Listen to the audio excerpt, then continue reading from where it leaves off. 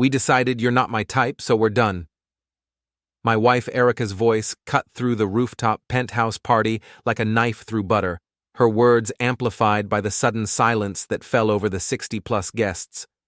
The Chicago skyline glittered behind her as she stood there in her designer dress, surrounded by her little circle of influencer friends, all nodding in agreement like some twisted Greek chorus. I'm Doug Mallory, 38 years old, and I make my living as a cyber-investigator and data broker. I track down identity thieves, trace digital footprints, and help companies figure out who's stealing their data. It's made me very good at reading people, very good at staying quiet, and very good at remembering details. Right now, those skills were telling me this wasn't a spontaneous announcement. Thanks for the group decision, I replied, setting down my beer with deliberate calm. The panic was immediate. Tori, the MLM queen with her fake blonde extensions, went pale. Jess, Erica's social media manager, actually dropped her phone. Brent, their crypto advisor, started backing toward the elevator. Maya, who filmed everything for content, lowered her camera for the first time all night. They knew. They all knew what I'd been quietly cataloging for the past 2 years. Doug, wait, Erica started, but I was already walking away. No need to explain, I said over my shoulder. I've been watching this coming for months. The late-night strategy sessions, the whispered phone calls, the way you all go quiet when I walk into a room. Very professional. Hunter Lane, Erica's business coach and the puppet master behind this whole operation, stepped forward. Tall, silver-haired, wearing a suit that cost more than most people's cars. He'd been running influence campaigns and blackmail operations for years, though he called it reputation management these days. Doug, let's be adults about this, Hunter said, his voice dripping with condescension. Erica's outgrown this relationship. Sometimes people change. I stopped walking and turned back to face him. The entire party was watching now, phones out, recording everything. Erica's Instagram Live was still running, broadcasting our domestic drama to her 50,000 followers. Adults, I repeated slowly. That's interesting, Hunter. Is that what adults do? Use someone's home address to register 17 different shell companies without their knowledge? File fake invoices through social media bot farms? Funnel joint bank accounts into offshore coaching empires? Hunter's confident smile flickered. Just for a second, but I caught it. I don't know what you're talking about, he said. Of course you don't. I pulled out my phone and held it up. But I bet the FTC will find it fascinating. All those Swift wire transfer details, the crypto exchange KYC linkage artifacts, the vendor kickback matrices from your influencer contracts. Amazing what you can learn when you actually read the fine print on your own Wi-Fi bills. The color drained from Hunter's face. Behind him, Tori was frantically texting someone. Probably her lawyer, if she had one. She was going to need one. You're bluffing, Erica said, but her voice wavered. Am I asked. Tori, want to tell everyone about the pyramid scheme you've been running through my address? Or should I explain how you've been using my corporate client list to recruit victims for your wellness MLM? Jess, how about those fake engagement metrics you've been selling to small businesses? The ones that violate about 6 different FTC guidelines? Jess actually whimpered. Brent was now openly backing toward the exit.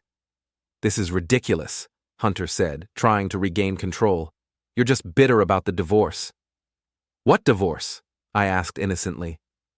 Erica just announced we're done 30 seconds ago, although... I paused, pretending to think. I suppose I should mention that I filed the paperwork this morning. With exhibits.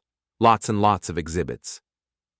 The silence stretched out like a wire about to snap. Somewhere in the crowd, someone's phone buzzed with a notification. Then another. Then a dozen more, like digital dominoes falling. What did you do? Erica whispered. Me? Nothing illegal. Unlike some people. I smiled and started walking toward the elevator again. Oh, and Hunter? You might want to check your phone. If you can find it. That's when he realized his iPhone wasn't in his pocket anymore. He spun around, searching frantically, just in time to see it sinking to the bottom of the rooftop pool. "Oops," I said. "Butterfingers." The elevator doors opened with a soft ding.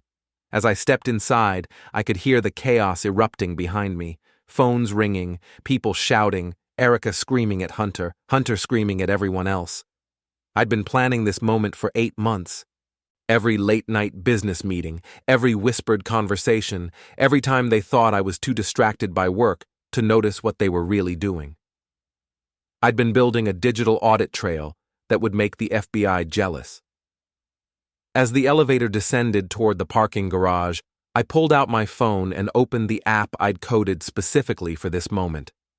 37 pre-written emails sat in the queue, ready to be sent to the FTC, state licensing boards, the IRS fraud division, and 3 different news outlets. All I had to do was hit send. But not yet. This was going to be a slow burn. My phone buzzed with a text from Mike, my only real friend in this city. He drove for a rideshare company and did amateur boxing on weekends. More importantly, he was one of the few people who'd seen through Erica's act from day one. "How'd it go?" The message read. "Phase 1 complete," I typed back. "They're panicking." "Good. Want to grab a beer and watch the fireworks?" "Rain check. I've got 17 federal complaints to file and a divorce to finalize. This is going to be a long night." 3 days later, I was sitting in my home office, surrounded by monitors and hard drives, when the first shoe dropped. My phone rang at exactly 9:47 a.m. The caller ID showed Detective Karen Ruiz from the Chicago PD's Financial Crimes Unit. "Mr. Mallory, this is Detective Ruiz. I understand you filed some complaints with federal agencies regarding financial fraud?" "Several complaints," I confirmed. "Is there a problem?" "No problem. Actually, we'd like to talk to you about expanding the investigation. Can you come in this afternoon?" After I hung up, I allowed myself a small smile. Phase 2 was beginning. The apartment felt different without Erica's constant chatter and the endless parade of her friends. Quieter, cleaner. I'd already changed all the passwords and security codes, not that it mattered. Erica had moved in with Hunter 3 days ago, probably thinking she was trading up. She had no idea what was coming. My laptop chimed with a notification. The automated monitoring system I'd set up was tracking social media mentions of Hunter's coaching business. In the past 72 hours, the sentiment analysis had shifted from 93% positive to 61% negative. His client retention rate was dropping fast. I'd been very careful about how I leaked information. Nothing direct, nothing traceable back to me. Just strategic tips to the right journalists, anonymous posts on industry forums, and a few well-placed comments on review sites. All backed up with documentation that anyone could verify independently. The beauty of going after people who actually were criminals was that you didn't have to lie. You just had to know where to look. My doorbell rang. Through the security camera, I could see a nervous-looking guy in his 20s, thin and pale, wearing a wrinkled button-down shirt. I didn't recognize him, but something about his body language screamed tech support.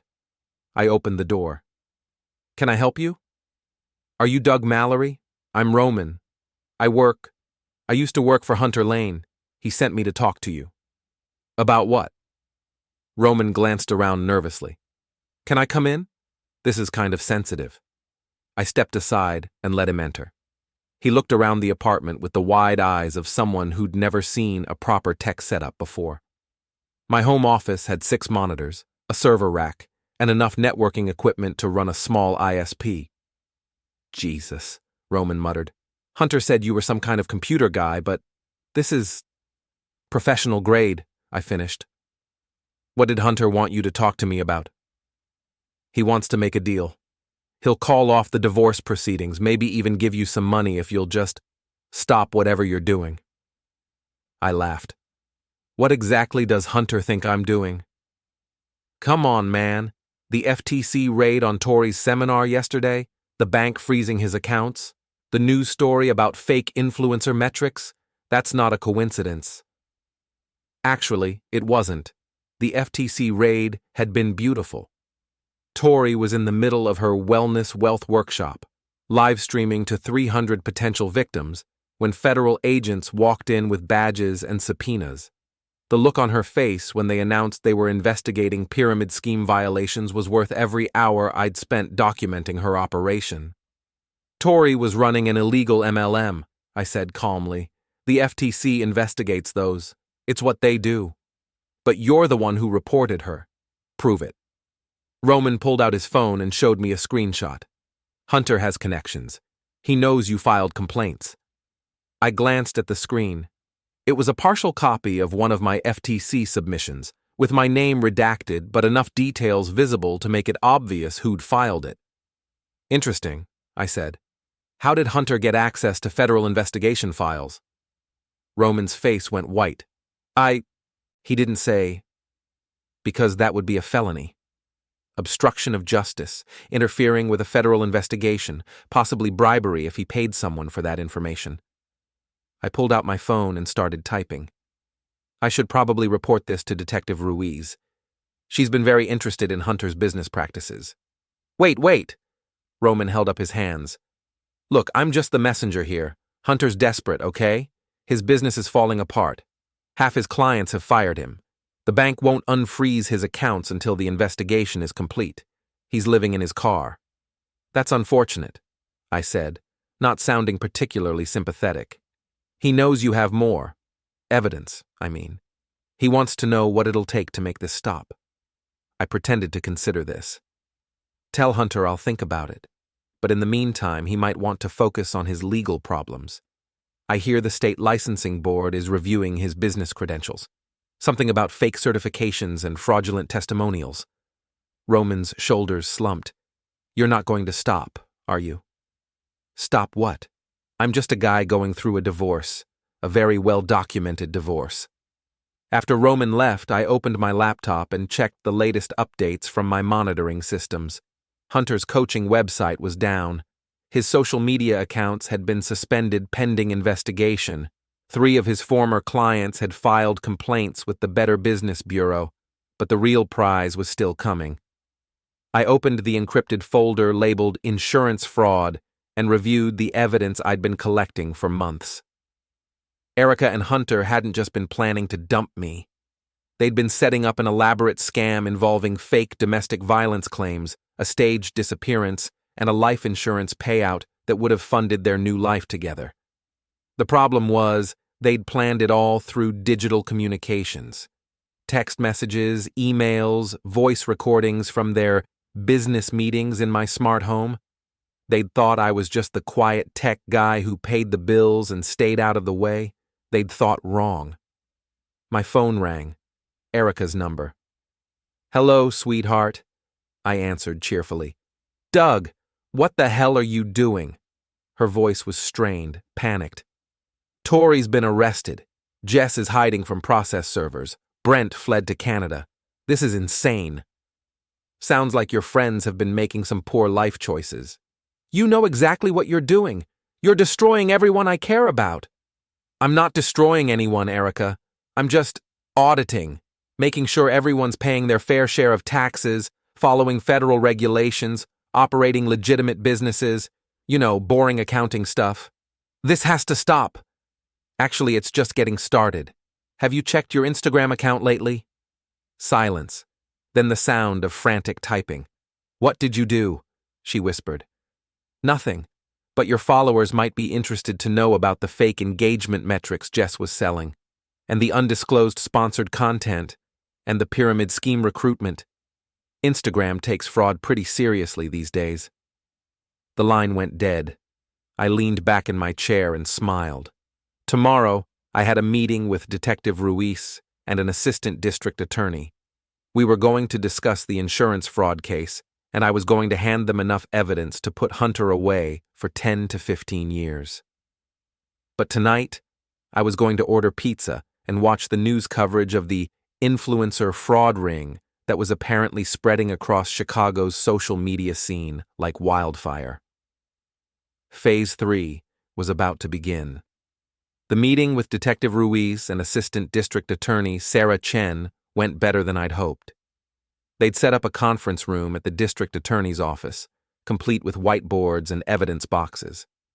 I felt like I was giving a presentation to a very attentive audience.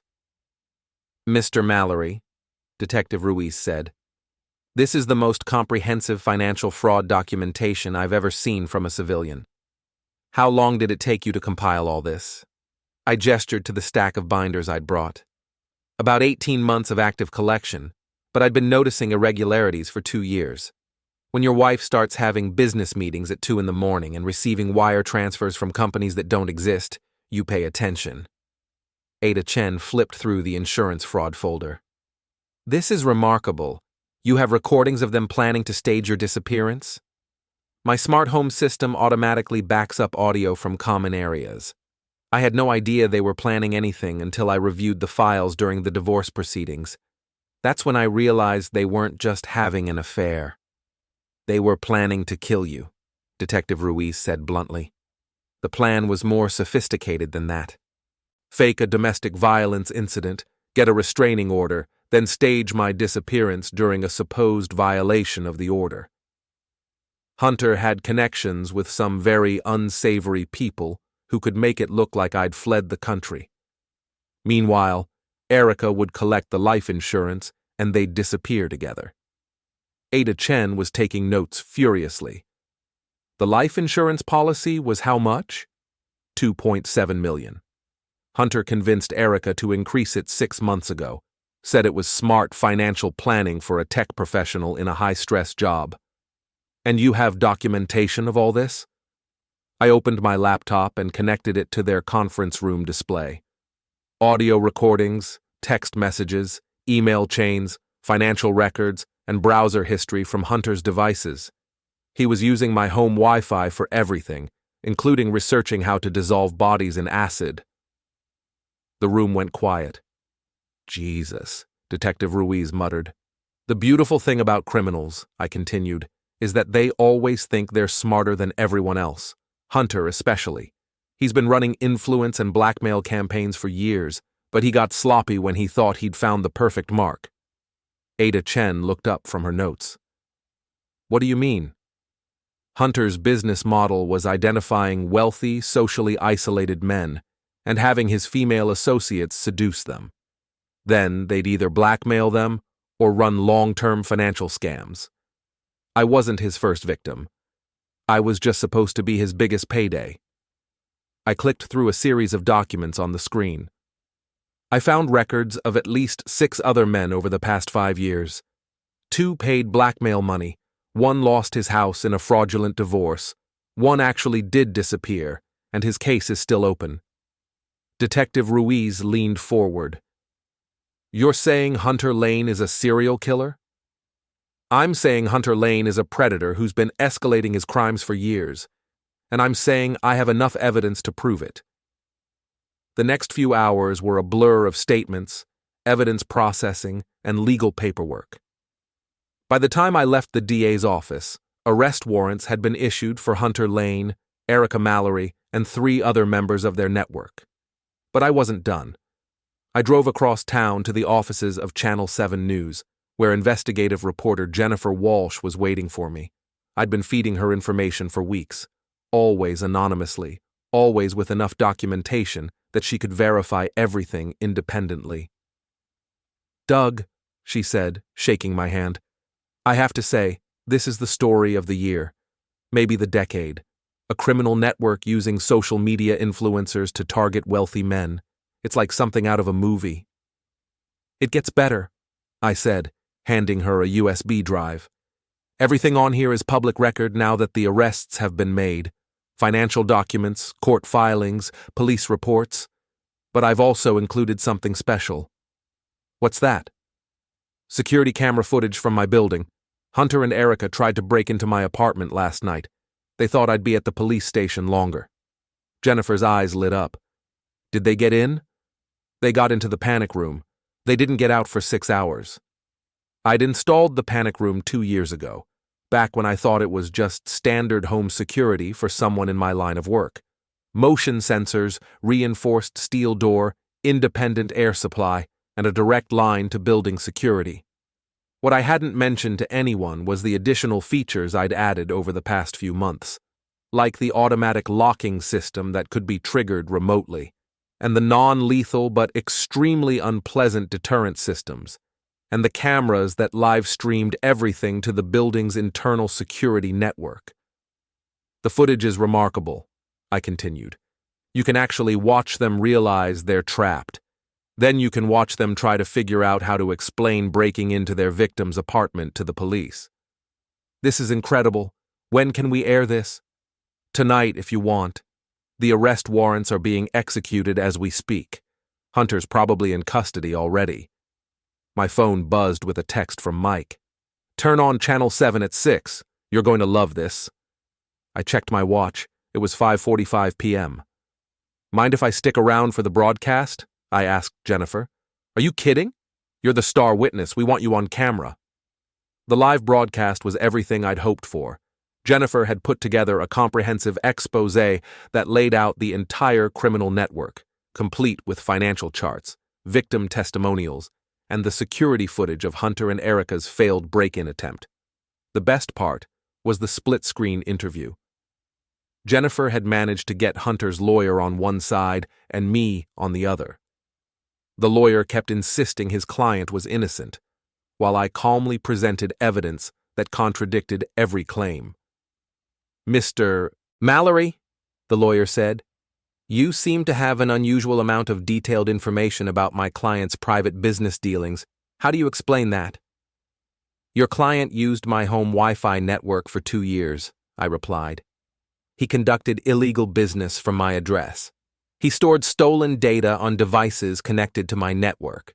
In my profession, we call that digital trespassing, and it gives me legal access to anything he transmitted through my systems. That's not how network security works. Actually, it is. I have a federal license for cyber investigation and data recovery. Everything your client did on my network is admissible evidence under the Computer Fraud and Abuse Act. Would you like me to explain the relevant case law? The lawyer went quiet. Furthermore, I continued, your client made a critical error when he tried to break into my apartment last night. Breaking and entering, attempted theft, and violation of a federal investigation. The panic room footage shows him explicitly discussing plans to destroy evidence and flee the country. Jennifer turned to the camera. We'll be right back with more of this developing story, including exclusive footage of the arrest warrants being executed. During the commercial break, my phone exploded with notifications, text messages, emails, friend requests, interview requests from other news outlets. The story was going viral, but the best notification was from Detective Ruiz. Hunter in custody, Erica arrested at O'Hare trying to board a flight to Costa Rica. Game over. I smiled and settled back to watch the rest of the broadcast. Phase 4 was complete. Now came the finale. The courtroom was packed. News cameras, curious onlookers, and what seemed like half of Chicago's social media influencer community had shown up for Hunter Lane's bail hearing. I sat in the front row, wearing my best suit, watching as the man who'd tried to destroy my life shuffled in, wearing an orange jumpsuit and shackles. Judge Patricia Morrison was not impressed with Hunter's legal team. Your Honor, Hunter's lawyer began, my client is a respected business coach with deep ties to the community. He poses no flight risk. Counselor, Judge Morrison interrupted, your client was arrested while attempting to board a private jet to a non-extradition country. His alleged co-conspirator was caught at the airport with $2 million in cryptocurrency wallets and a fake passport. What exactly about this suggests deep community ties? Ada Chen stood up. Your Honor, the state has evidence that Mr. Lane has been operating a criminal enterprise for at least 5 years. We've identified multiple victims across several states. He's a clear flight risk and a danger to the community. Bail denied, Judge Morrison said without hesitation. The defendant will remain in custody pending trial. Hunter's face crumpled. As the bailiffs led him away, he looked directly at me. The rage in his eyes was pure and murderous. I just smiled and waved. Outside the courthouse, the media circus was in full swing. Jennifer Walsh grabbed me for a quick interview. "Doug, how does it feel to see your alleged attackers in custody?" "Honestly, it feels like justice. Hunter Lane and his network destroyed a lot of lives over the years. I'm just glad I was able to help stop them before they hurt anyone else." "What's next for you?" "Well, the divorce should be finalized soon. And I've had some interesting job offers since this story broke. Apparently, there's a high demand for people who can identify and investigate social media fraud." That was an understatement. In the past week, I'd received offers from 3 Fortune 500 companies, 2 federal agencies, and a private investigation firm that specialized in corporate espionage. The retainer fees alone would set me up for life. But the real satisfaction came from watching Hunter's criminal empire collapse in real time. Tori had flipped within hours of her arrest, providing detailed testimony about the pyramid schemes and money laundering operations. She'd given up bank account numbers, shell company registrations, and a list of victims going back 3 years. Jess had been arrested trying to destroy evidence. The FBI had raided her apartment and found servers full of fake social media accounts, bot networks, and client lists for fraudulent marketing campaigns. She was looking at 20 years in federal prison. Brent, the crypto advisor, had made it as far as Montreal before Canadian authorities arrested him on an international warrant.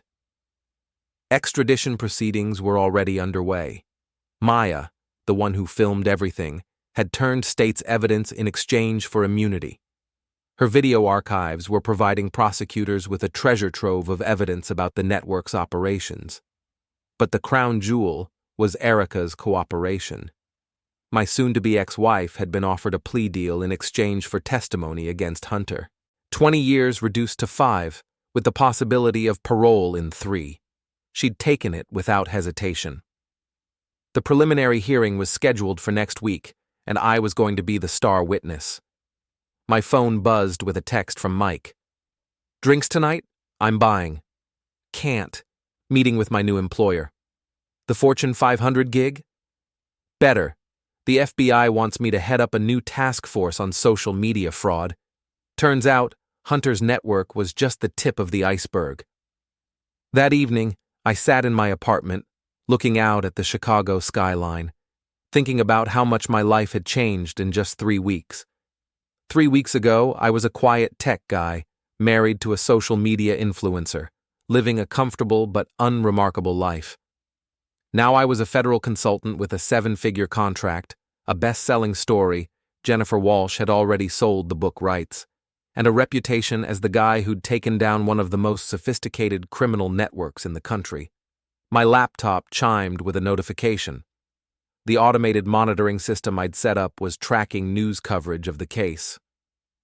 The story had been picked up by national outlets, international news services, and true crime podcasts.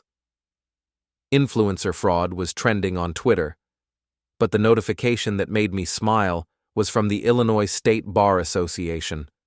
Hunter's law license had been suspended pending investigation.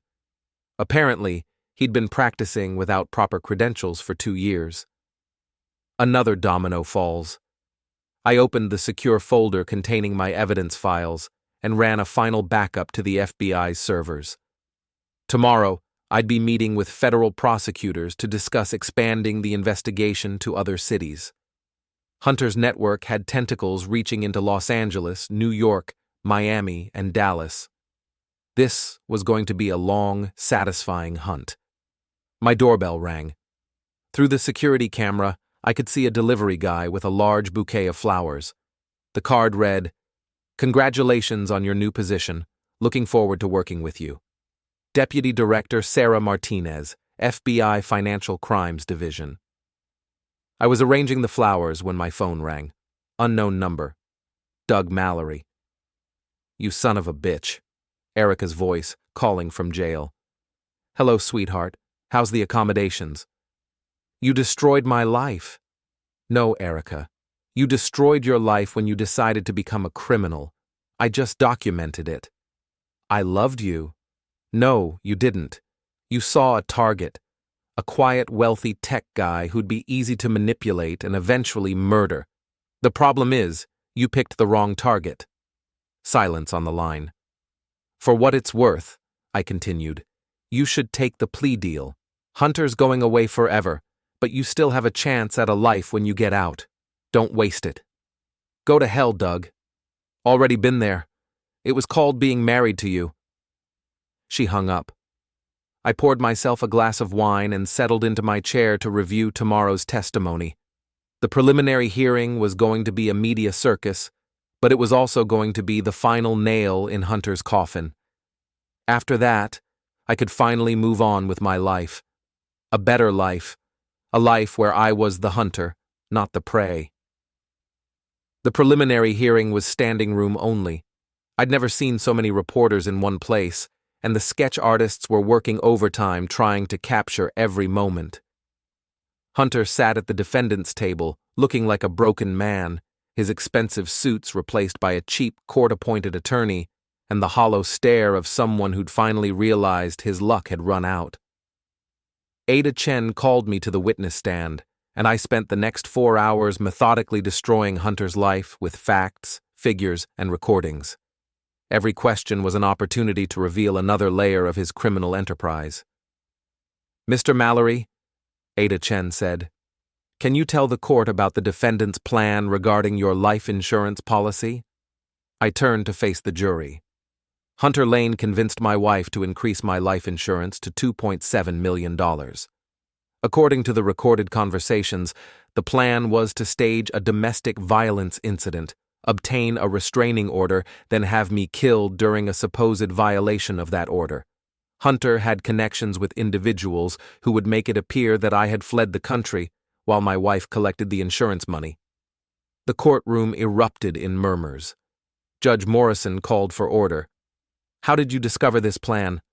Ada Chen continued. My smart home system automatically records audio in common areas for security purposes. When I reviewed the files during our divorce proceedings, I found hours of conversations between my wife and Hunter discussing the details of my murder. And you have these recordings? Yes. Would you like me to play them? The next 30 minutes were devastating. Hunter's voice, clear as day, discussing the best ways to dispose of a body, the timeline for collecting insurance money, and the fake documents they'd need to disappear afterward. By the time I finished my testimony, Hunter's lawyer looked like he wanted to crawl under the table. During the lunch recess, Jennifer Walsh cornered me outside the courthouse. Doug, this is incredible testimony. How are you feeling? Honestly, relieved. I've been carrying this burden for months, knowing what they plan to do to me. It's good to finally have it all out in the open. What's your response to Hunter's claim that you fabricated the evidence? I laughed. Hunter's lawyer is grasping at straws. Every piece of evidence I've provided has been independently verified by federal investigators. The audio recordings have been authenticated by FBI forensic specialists. The financial records come directly from banks and government agencies. You can't fabricate that kind of comprehensive documentation. Any message for Hunter? I hope he gets the help he needs. And I hope his victims can finally get some closure. The afternoon session focused on the broader criminal network. Tori testified about the pyramid schemes, Jess explained the fake social media operations, and Maya provided video evidence of the group's planning sessions. But the bombshell came when Erica took the stand. My soon-to-be ex-wife looked small and broken in her orange jumpsuit. Her Instagram-perfect appearance was gone, replaced by the hollow look of someone who'd lost everything.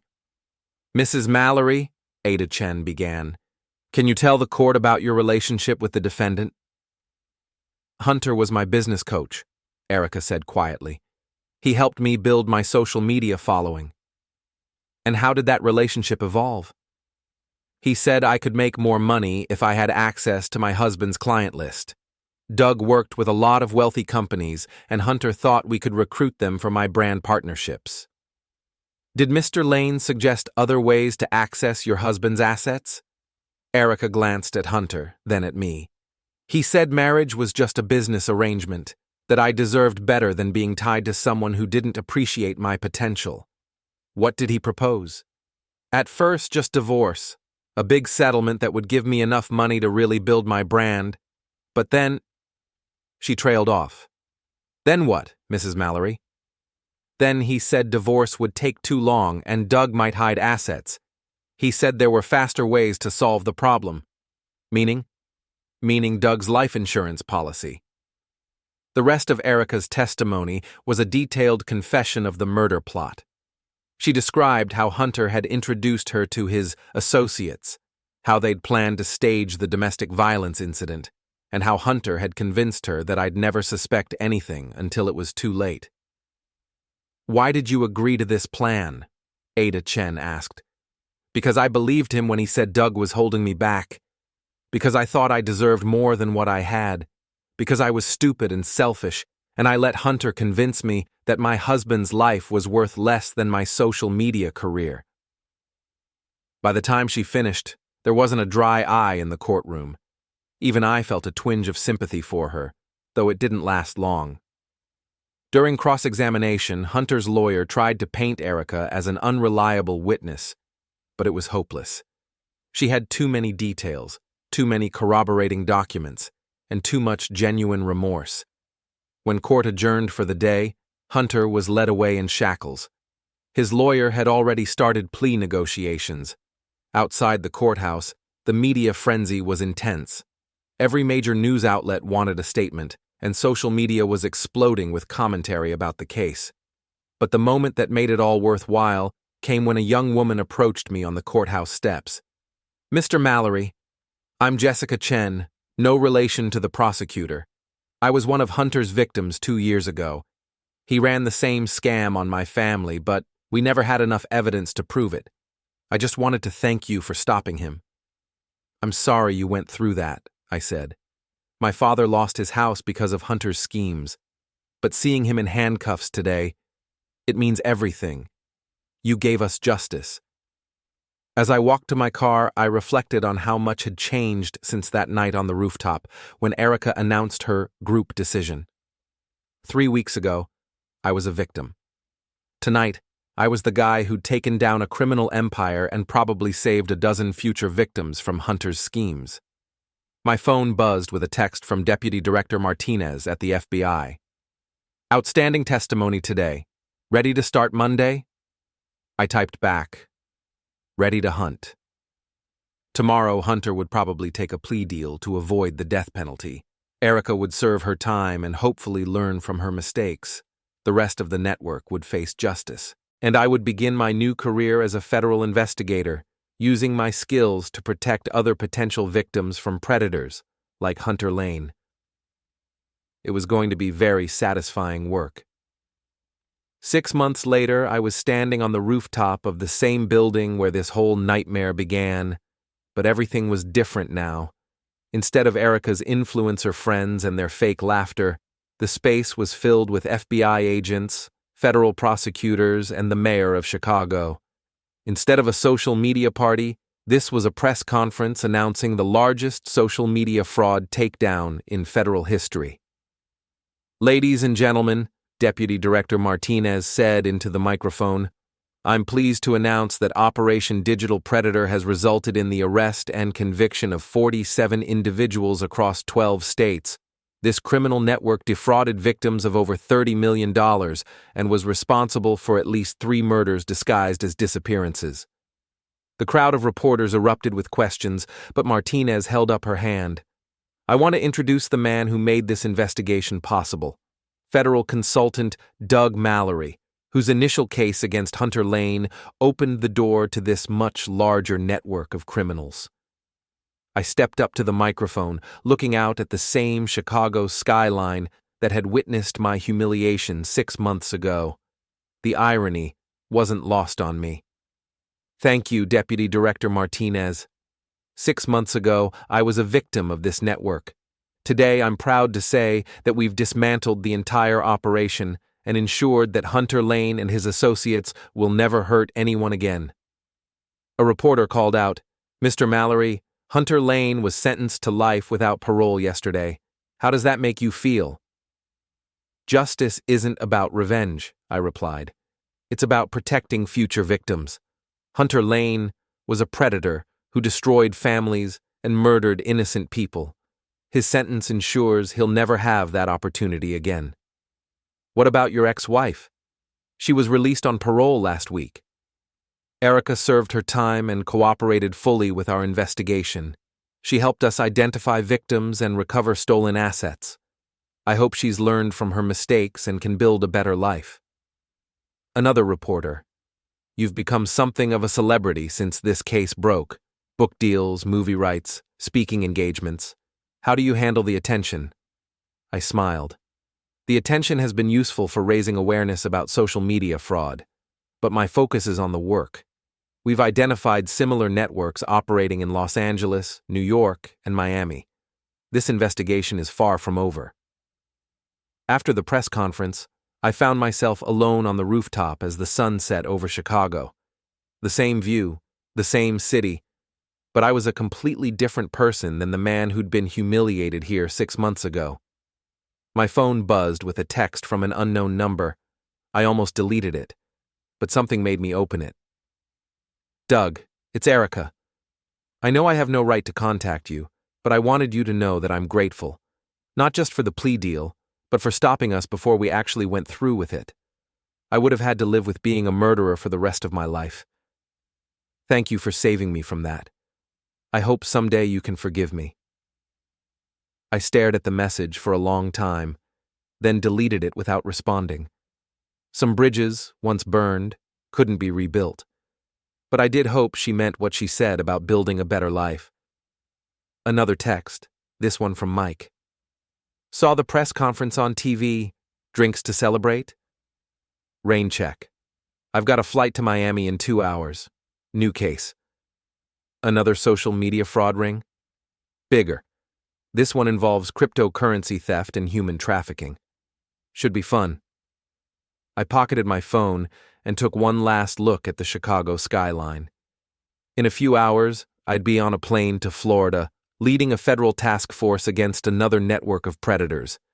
It was dangerous work, but it was also the most satisfying thing I'd ever done.